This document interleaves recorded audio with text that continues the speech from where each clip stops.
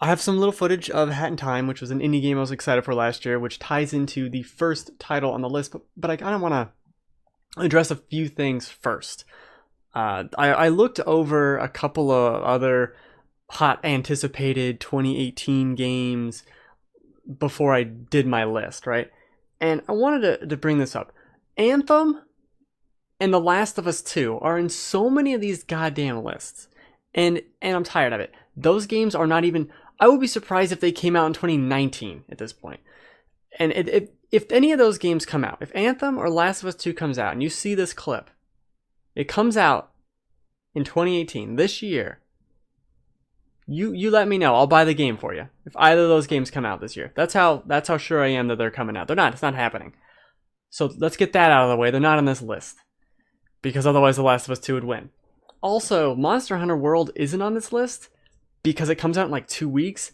And holy shit, I'm like so excited for it. I pre-ordered it today on PSN, so it's going to be there, preloaded, all ready to go. Anyway, Hat in Time is here because there's so many random indie games that I love that I forget the name of because they put them in these sizzle reels that you can never, like, what was the name of that? I don't know. Xbox just showed me 30 indie games and they all look really cool. Well, that's great. I don't remember them, but when they come out, I will, and I'll be excited. And that's why I'm putting it here as kind of a catch-all. All these awesome indie games, of which there are a ton, and I will name a few. Let's start off with La Mulana 2, which is a Kickstarter game I backed. Bloodstained Ritual of the Night, which is also a Kickstarter game. I didn't back that one, but that's Iga making a Castlevania game. Super awesome there. And Chasm, which is another game I kickstarted 5 years ago. Hopefully will come out. Played a demo of it also 4 or 5 years ago. That's besides the point. There's also like Eider, I don't know how to pronounce it. It's some EITR, like awesome. A bunch of those games they showed off at the Microsoft showcase I really enjoyed. A lot of them Dark Souls-esque. There's like that 2D side-scrolly Dark Souls looking thing that looked incredible. So many exciting games. Ori and the Blind Forest 2. I'm all there. I'm all there for all these fun time indie games. I just don't have a big list of them. And it feels at a certain point that I'm going to have too many. And now download Terra. I'm not going to download Terra. I feel like, Joel, as an aside, while I find the thing I'm trying to look for on my... over here, that I downloaded Terra 10 years ago. Like, not even joking. 10 years ago. Look at this, live. We're having fun now, aren't we? No, we're not. Shit. You take a little break off the show, and now I can't fucking run anything. Everything's broken. God forbid Twitch works. So number 9's God of War. Now, I don't have another footage of God of War. It's a pain in the ass to do all these things. I don't even know if I'm going to type it. God of War. What do you need to know? What do you need to know about God of War? It looks great. Doesn't look like a Hat in Time. Just deal with that. Just struggle through it. I'm going to try and fix this chat window while I ramble about God of War, because I've never been a big God of War fan. But I really like where they're going with this one, and I think this is the one to finally like get me into it. They changed the kind of broken, stupid combat that I never really enjoyed and made it more about this journey with your son, which I am super into. I'm a sucker for those stories. I mean, the opening of The Last of Us, the ending of Uncharted 4. I'm super down for these family going on a journey tales. So that's why I'm into God of War. It's not super high on the list. And as I said at the opening of the show, there's a lot of games that we don't know about that seems like they're going to be announced coming up within the year. And some of these games even on this list were games I mentioned last year that we'll get to, particularly towards the top of the list. Let's see if I can type this time. Let's see if we got that. 8. Is it working? Now this might be a surprise. Days Gone. There's something about Days Gone that it feels like it's going to be a Ghost Recon Wildlands, where it comes out and the kind of gaming mainstream press at large is like, oh, cool, and then immediately goes away. But Ghost Recon Wildlands, one of the best-selling games of 2017, just no one's really talking about it from the IGNs or the GameStops or GameSpots or Game Wherevers. But it's a big success, and a lot of people really enjoy it. And I feel like that's what Days Gone's going to be. There's, they showed it twice when it was initially revealed, and they kind of kept showing it, and then a year goes by, and they haven't shown a lot of it. There's a lot of ups and downs, weirdness with it. But I'm excited about it. I'm always interested in a zombie thing, partially because I'm not a big consumer of zombie media. I never really got into The Walking Dead, the show, the comics, the games, like any of them, really that much at all. So I'm for this. I like the fact that it kind of is, there's humans there too, and you can fight them with the zombies. Tons of interesting things there, and I'm willing to give it a shot. That's why it gets to this spot on the list. Also, Hat in Time's just going to keep playing, because if you came here for a well-polished show, I mean, I don't know what the hell's wrong with you, but you should have figured that out, and you should have clicked off the video by now. What the fuck's wrong with you? Ni no Kuni. Dude, I love Ni no Kuni 1. It's a weird game, though. Like a couple hours in, I didn't know anything about it. Right? I actually imported Ni no Kuni 1, and just because I knew Studio Ghibli, let's do it, I'm all there. And this actually, right here, is the book that comes with the Japanese version of like the first run that I didn't know I was gonna get. It's the entire like book that's in the game. It's all in Japanese. It's crazy. So I got this. I'm super big Ni no Kuni fan. And that book distracted me. I don't know what I'm talking about anymore. And it opens up this like sad story with his mom dies. I didn't expect this at all. Blew me away. I love the collecting little Pokemon, but it did get tiring, so I'm glad they took that out. Looks like a more action-packed, just a solid sequel to Ni no Kuni, which was a phenomenal game that I really think more people should have played. There's a lot of people clamoring and saying, oh, they should have re-released the other one. I think they should have. I really think last year about this time should have been the re-release of Ni no Kuni. At least maybe a PC port, something, because not enough people played it and talked about it. And it's a really special JRPG in the lines of a Persona 4, Persona 5. And that's kind of what I'm hoping here. Persona 4 was that sleeper thing of like, did you play Persona 4? Did you play Persona 4? And it just grew and grew and grew. Now everyone knows Persona. 5 comes out and blows everyone away. That's what I'm hoping for Ni no Kuni 2, and I think it could do it. I'm not worried about any of these delays that keep happening. It was supposed to come out in a couple weeks. Got delayed to March, I believe, mid to late March, something like that. I'm not following it. I'm not watching trailers. I'm in. This is one of those games where it's like, Ben, why don't you know? When it comes out, like, I don't fucking know. I'm going to buy it. Day one, I'm going to buy it. I'll just find out the week before. It's coming out next week. Okay, let's do it. I don't need to watch a trailer. I don't need to know anything. I've seen some combat changes. I've seen the story-ish. Good enough for me. Looks great. They could basically just re-release the other one, and I'd be into it. I almost platinumed that game until I realized, in Japanese too, until I realized that some of those would take forever. Like grinding for materials and stuff. I don't get time. I don't get time for that. Especially not in another language. Definitely don't have time for that. Am I doing the right numbers? The world may never know. Oh yeah, here we go. This one totally fits with Hat in Time in the background. Crackdown 3, not 2. I'm such a big fan of Crackdown 1. Oh my god, I love those games. Running up buildings, jumping to the next one, collecting the orbs. I'm a sucker for collectathons. Q, reference to Hat in Time again. And I'm like the only person who was really bummed out that it was delayed from last year, but I'm happy it was. In part, because, sorry, I wanted to move something really quick. You can't even read it. You can't even read you. In part because I played Agents of Mayhem, which is another game that no one talked about. A lot of people didn't really like that much. But Tyler, the Game Fanatics, reviewed it, and I liked his review. It seemed like something I might be into. I only played about 6 hours of that game. But wow, is it so polished and interesting, and it does what it does very well. I have an open world sandbox with all these weird characters.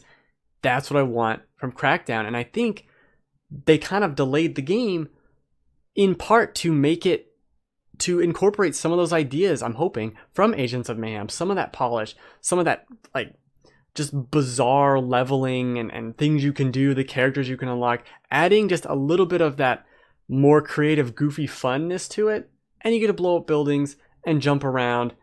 I'm super there for it. I'm worried it's going to be like way late in the year because we haven't heard anything since the delay, which was October, September. It's been a while. We'll see. That might be a big, hey, here's another coming out for it at E3, and then we get it in September, August time. I think that's a good spot for it. Who the hell knows what Xbox is even doing this year?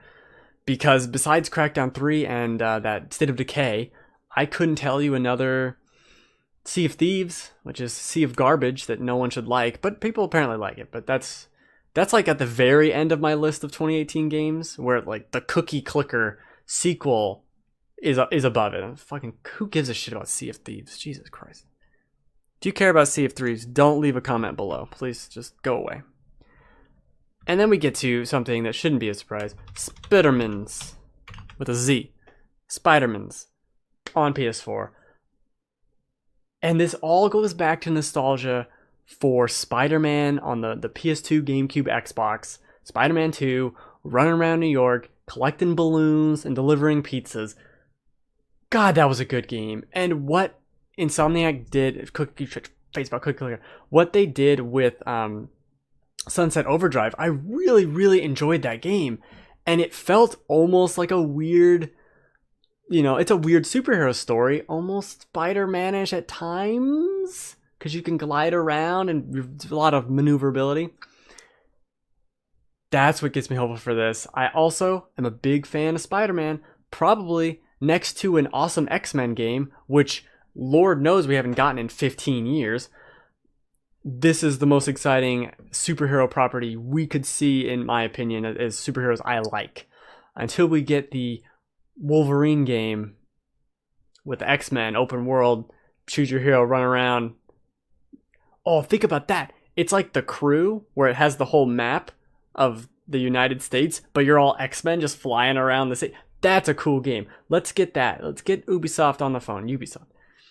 Get them to do that. It's like The Division, but the whole world and with superheroes. I think we can do that. That doesn't seem difficult at all. But Spider-Man, all in. Also Spider-Man with a Z.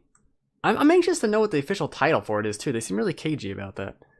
Are you ever going to tell me that? No, I'm never going to tell you that. Here you go. Change the game, or the background. Octopus. Octopussy. Project Octopath Traveler, the worst, good lord, the worst name ever. But the demo they put out on Switch, which I spent maybe 6 hours just combing through, Bring Back Marvel Heroes, no shit. What about that X-Men Legends game? X-Men Legends 1 and 2? Oh, man, those were good games. But Octopath Traveler demo was so amazing. I loved how the different, so it was basically a puzzle game. I thought this was a family show. No, it's a James Bond reference. That's a Family Guy. He's really into wrecking houses by stealing wives. That's a family. You're really good at derailing. You can tell I take a week off and I'm like, I don't know, what are those lights in the room? Oh, it has this like rhythm game thing to the battle system in Octopath Traveler, where if you hit the guy's weakness, he doesn't get to have a turn next time. So you have to kind of micromanage, do I fight this guy and hit him and then take him out, and then the next turn I use my other player to hit the other guy with this spell, then he's out of the party, and then you keep kind of bouncing these different skills, like he's weak to a knife and he's weak to a pole arm, and you keep going back and forth so they can never move and react. And once you find out that magical combination of moves, it's awesome. Like you'll be fighting 3 weird bird creatures and a swordsman or something, and you just go, okay, the swordsman's weak to this, and so you do that. And then the next guy in your party goes. You're like, okay, do a magic attack that hits both of the birds. You hit both of the birds. Everyone's down. And then you use your next thing to just do whatever attack you want. Then the guys pop back up. You keep going it back and forth and back and forth. It's such a fun loop. I've come around quite a bit with the graphical style, but I still think it looks terribly ugly at times, but overall looks really good, and I like that it's different and they're doing something awesome with it. The name is fine, but get rid of the project. It can just be Octopath Traveler. That's a little bit better.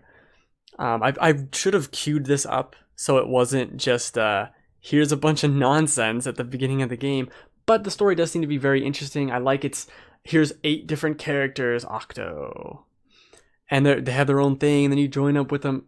I'm all down. I still, Tim Geddes from Kinda Funny has said this. I love his idea that they just secretly make this Final Fantasy 16. That would be so cool, and it would perfectly fit. Oh my god, that's what this is. This feels like a Final Fantasy game in line with 6, and like where it splintered off into 7 and went that way. This is the other way it could have gone, and it's so good. It is so good. I think it's the Bravely Default team. Might be wrong about that. Which were fun games, but I'm not playing anything on my 3DS. That's a garbage machine for garbage people. So, what's the next game? And can I say pussy again? No. Code Vein with misspellings.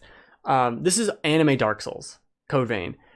And that's really like that borrows down right to the core of what it is. It literally is Namco's publishing it, which publishes Dark Souls. But it's like, hey, we wanted to make a Dark Souls-esque game. We added anime characters with all their silly faces and their goofy outfits, which I love. And I'm like, it's one of those things. So I don't want to watch any trailers. I watched like a little bit of gameplay. I think IGN had it as one of their first things, and I watched a little bit of their thing.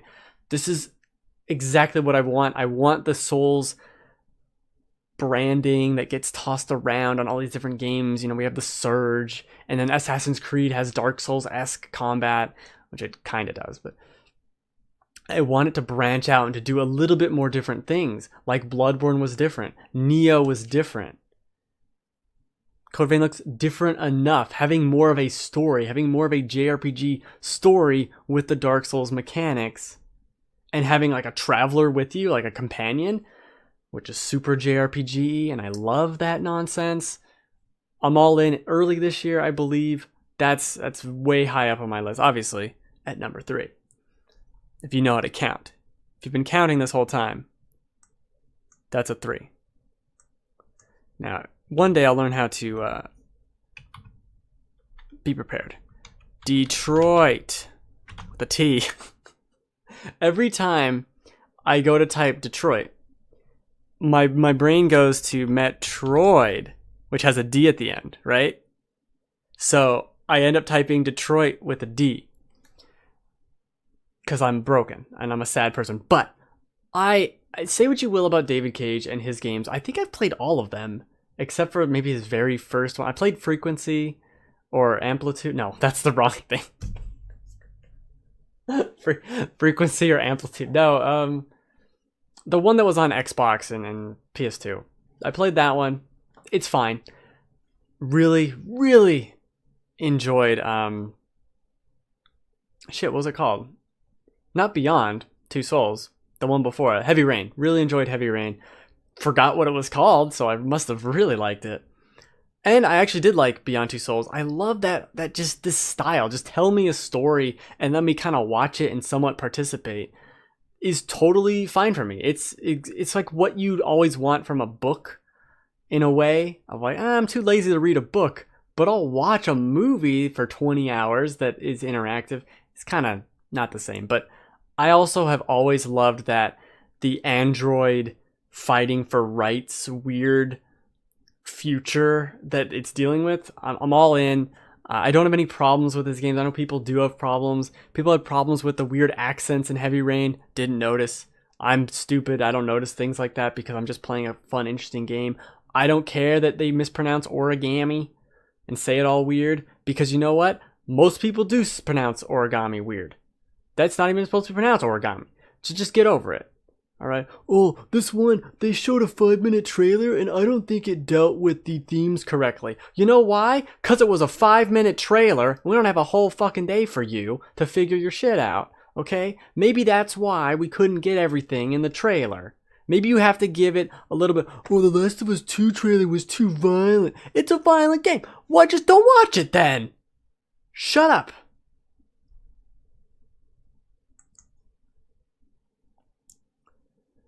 Android waifus. It is. That's a deal breaker for me. I know. It's a deal breaker for me with Persona, where they pronounce everything's all stupid. And number one here, because you might be thinking, where were all the Nintendo games? I put Octopath Traveler, but where's Nintendo? And I think the rumored Nintendo Direct, which is rumored for next week, is going to reveal a lot of stuff. And to me, I mean, obviously Nintendo had a huge year last year with Zelda and Mario and ARMS and Splatoon and Mario Kart and all these indies, and even with Samus Returns and Pocket Camp, like they had a huge year. And that's what I want. I'm excited for the 1 or 2, maybe 3 awesome Nintendo games that are going to be coming out for the Switch, maybe for 3DS, hopefully not. And I'm talking stuff like Smash, really any version of Super Smash Bros. It could be the N64 one, but it has online multiplayer. I'm in. You know, it could be any one of those Smashes. Any Metroid being ported over. Maybe the Prime trilogy that I'm almost done with, they'll port over finally once I'm done. Pikmin 4, which has been rumored to have been done for years. That's something that could be happening. Mario Maker on Switch. We could be getting Odyssey DLC. Maybe even some Zelda DLC. What do you got to say here, Delphox? Main series Pokemon game on the Switch. I would agree that the main series Pokemon game could come out next year, or this year rather, but I think the fact that we just got Super Moon or whatever the hell, and Super Sun, Power Sun, Moon 2, Ubuntu, the fact that we just got that, I don't think we're gonna get it. Maybe a port of Sun and Moon this year, and then next year get like the full-fledged Switch thing. That's, I think, more likely. But who knows? Ultra Sun, that's what it was. Ultra Sun. But I have Pokemon written down here too. Animal Crossing. We got Pocket Camp, but that's really not what I want. I want Animal Crossing. And Delphox, we actually talked about this on stream the other day. Totally could be where you could live in other people's houses. The online infrastructure is there. You could live in other houses, live in other people's towns, and have your own little village. Like, oh, I can invite people in and they can live and we can be walking around and collecting bugs at the same time and fishing at the same time. This is so cool. That's what I've always wanted. Pocket Camp is garbage trash for garbage people. Yes, that needs to happen. I know, right? I'm super excited. I'm still super excited about an idea I had that isn't even going to happen. But there's also the possibility of a new IP. We got Splatoon. We got ARMS. We got 1-2 Switch. What could happen now? That's exciting. And Virtual Console is exciting. Even though I think they said the online service is delayed even further, doesn't matter. I think Nintendo obviously showed that they still mean business and crazy shit's going on from them. They're blowing everyone's minds, apparently, with the Switch. It's the fastest selling console in the US. I mean, it's 10 million units in less than a year is stupid good. I'm very happy for them. Very excited to see what year 2 brings in that hopeful direct next week. Come on. But that's it. Those are all the games. I think I did a top 10 while also simultaneously doing a top 20 because I grouped in every single hope and dream I could ever have at the end. Nintendo really only has to do like 2 big things with this direct, and I'm there. And Mario Maker on Switch, oof. That really needs to happen. I'm itching for more Mario. Really want to dive back into Mario. It's just that the Wii U gamepad with even the Pro game, it's garbage. I'm not going back, Wii U. I'll go back to the Wii controller before I go back to the Wii U. It's not doing it for me. But that's enough. The games of 2018 look really good. Merry Christmas. Let's move on to the next topic. Yeah, Mario Maker Switch, I can die happy. No kidding.